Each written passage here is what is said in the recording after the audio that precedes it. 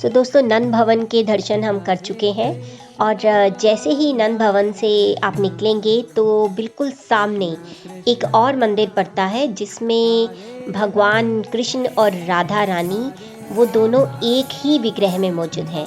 सो मैं आपको अभी दर्शन करवा देती हूँ उस मंदिर में। तो सबसे पहले वहाँ पर भोलेनाथ है, छोटा सा शिवलिंग है ये, बहुत ही खूबसूरत।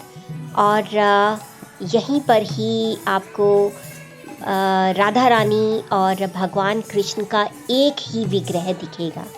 तो आप देख सकते हैं, मैं थोड़ा जूम कर देती हूँ। अद्भुत, बहुत ही सुंदर दर्शन।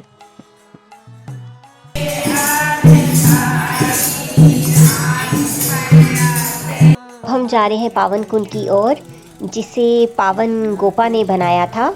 और पावन गोपा जो है वो राधा रानी की जो सखी है विशाखा जी, उनके पिता है।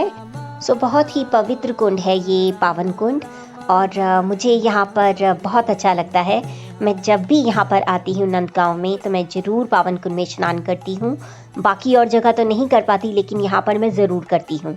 तो माना जाता है कि जो पावन कुंड है यहाँ पर प्रयागराज जो तीर्थों के भी राजा हैं वो भी यहाँ पर आकर अपने पाप धुलते हैं। तो बताया जाता है कि भगवान कृष्ण जब छोटे थे तो एक बार वो देखते हैं कि नंद बाबा और ब्रजवासी बहुत सारी तैयारियां कर रहे हैं। और जब वो पूछते हैं उनसे कि आप लोग कहाँ जाने की तैयारी कर रहे हैं, तो नंद बाबा बताते हैं कि वो प्रयागराज जाने की तैयारी कर रहे हैं, जहाँ पर वो त्रिवेणी संगम में स्नान करके अपने जो भी पाप वगैरह है उनको धो सके। तो इतने में भगवान कृष्ण बहुत ही हैरान होते हैं और वो बोलते हैं कि बाबा आपको प्रयागराज जाने की क्या ज़रूरत है, क्योंकि प्रयागराज तो स्वयं यहाँ पर हमारे नंदगांव में आकर पावन कुंड में स्नान करके ही वो पवित्र होते हैं। तो इतने में नंद बाबा बहुत हैरान हो जाते हैं।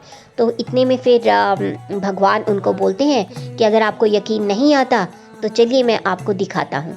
तो वो दिखाते हैं नंद बाबा को कि प्रयागराज एक बैल के रूप में आए होते हैं नंदगांव में और बिल्कुल काले हुए होते हैं, यानी कि इतना पाप वगैरह त्रिवेणी संगम में लोग धो रहे होते हैं तो बिल्कुल काले कलूटे से होकर आते हैं और ब्रजरज में पूरा लोटपोट हो रहे होते हैं। ब्रजरज में लोटपोट होने के बाद फिर वो पावन कुंड में जैसे ही स्नान करते हैं तो बिल्कुल सफ़ेद वाइट प्योर पायस की तरह वो निकल आते हैं बाहर। तो ये चीज़ नंद बाबा देखकर बहुत ही हैरान होते हैं और वो बोलते हैं कि हमें प्रयागराज जाने की क्या ज़रूरत है, क्योंकि प्रयागराज तो स्वयं यहाँ पर पावन कुंड में आके स्नान कर रहे हैं। तो उसके बाद फिर वो मना कर देते हैं कि हम लोग त्रिवेणी संगम में नहीं जाएंगे।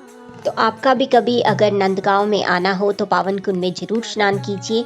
यहाँ स्नान करना बहुत ही अच्छा है आपके लिए। सो हम भी स्नान कर चुके हैं और अब हम करेंगे पावन कुंड के ही साथ में एक मंदिर है, वहाँ पर दर्शन करेंगे और फिर हम जा रहे हैं गोवर्धन।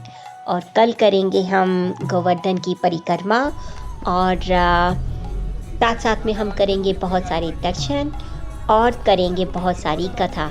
सो कल भी मैं आपको भगवान जी के बारे में बहुत कुछ सुनाऊंगी, बहुत कुछ दिखाऊंगी। बने रहिए आप मेरे साथ। हरे कृष्णा।